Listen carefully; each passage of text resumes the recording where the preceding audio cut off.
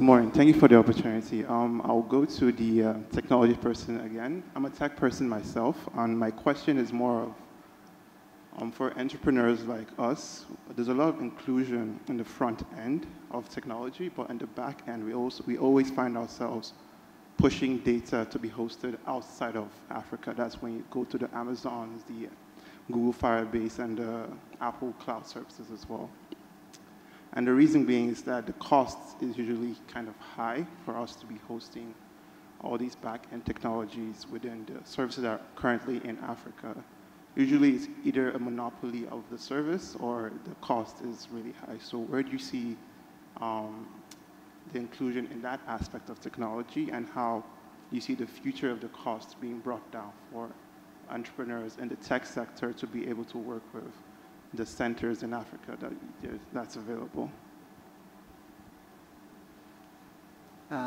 Okay, I mean, I hope I heard your question correctly, which is there's a back-end cost to tech entrepreneurs, and what can be done within the ecosystem to try and ensure that, you know, smaller companies within the ecosystem also grow.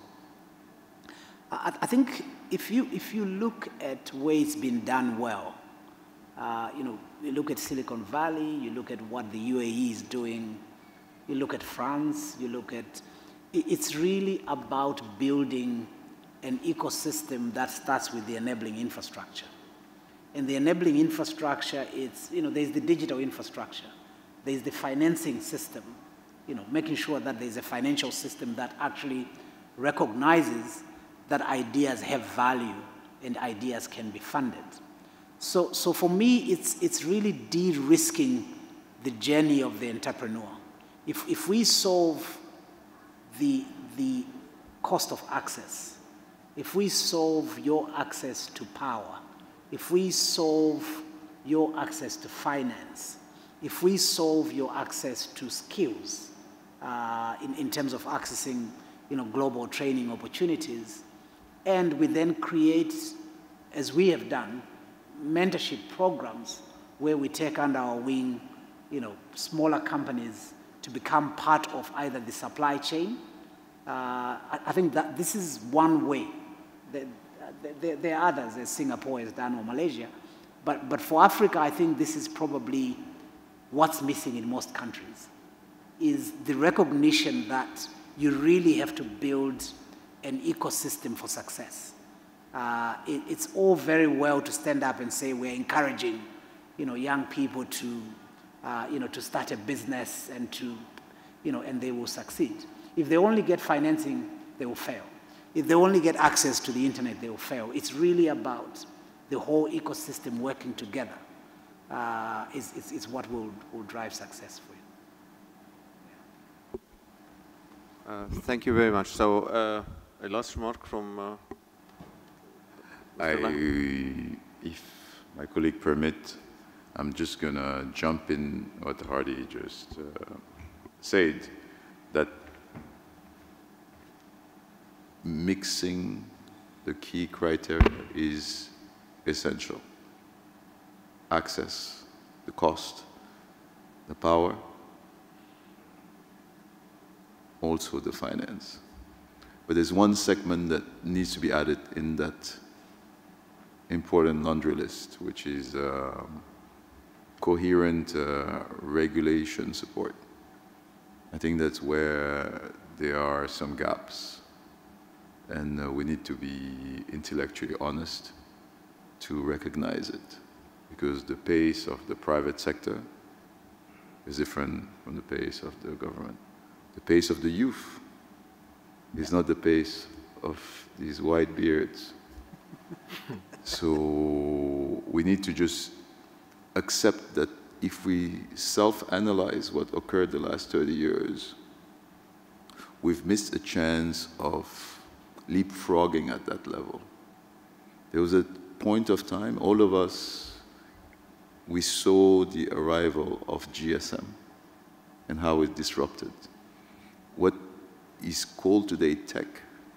We've gone through the same movie 20 years back. The financial system would not be what it is today without tech. I used to land in Lagos from DC with my credit cards. I'll stay in hotels. It's 5 people. We'll stay 10 days. The bill will be $7,000. I'll pull out my plastic. They look at me like I'm crazy. They say, "Why are you giving me? Where's the money?" I say, "I don't have $6,000. It's in this." They're like, "This doesn't work here." And then I would have to do Western Union to arrive to me to pay cash. This was 2001. But then tech came. Those same banks had ATM, had devices to take the cards. The life of the banking industry, the life of an army of sectors changed. We just do not give the credit of tech, that logistic. In Lagos, when we used to arrive, we used to have client give us 3 cars, and we'd be 2 people, and we wouldn't understand. The extra cars were the telephone, because you couldn't call the next guy to tell him, "I'm running late." You're sending the driver. That was tech evolution. So today, we need to realize that there was a chance for us at that time to leapfrog like GSM did. Imagine if the ministries of telecom and the central banks were merged across Africa back then. What would have happened today? Even today, to get those 2 to collaborate is a challenge. All the problems you see across the continent emanate between a father called the central bank trying to protect his suffering children against a new sector who has a ministry of telecom who has flourishing children. But it's one family, and we're preventing the growth.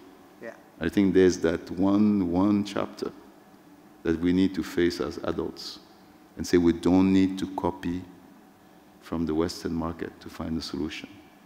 We can innovate there too. And until we take the courage to innovate there, we will keep on doing catch-up.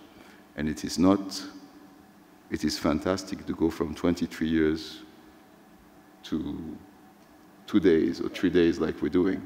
But we need to take the chance of being the place where the innovation starts and let them copy us. I think there's something to be done there. Yeah, this is very interesting and very rightful.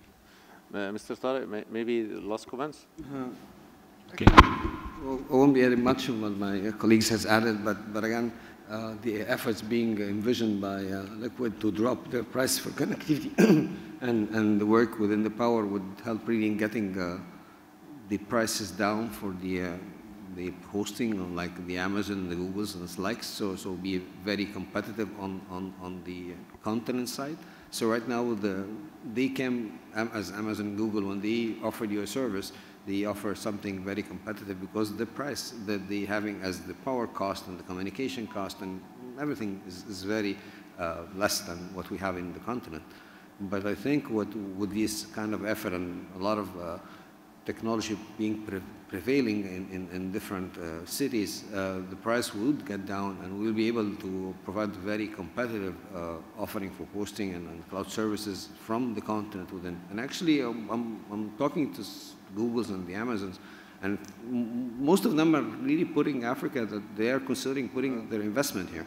But it's taking some time. We have to have the critical mass for that to get them to come over and invest in the continent. But I think it would happen very soon. Sure. Thank you, Mr. Hardy. Maybe a last comment?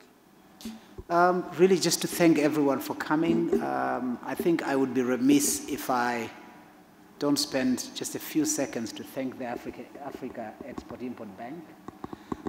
They really are the big brother that extended a hand. When we first came to Afreximbank, we were a very small company. At that time on our mobile networks, we had 500,000 subscribers. And I think that our revenues were around $30 million a year when Afreximbank believed us. Today, we're just shy of $1 billion in revenue per year. And I think that that's the power of having a financial institution that's Pan-African, that speaks African. And that is not going to get onto a plane to leave because there has been, a small storm in one part of Africa. So really, Ibrahim and your colleagues, really thank you for all the good work that you're doing. We're really proud of what you're doing.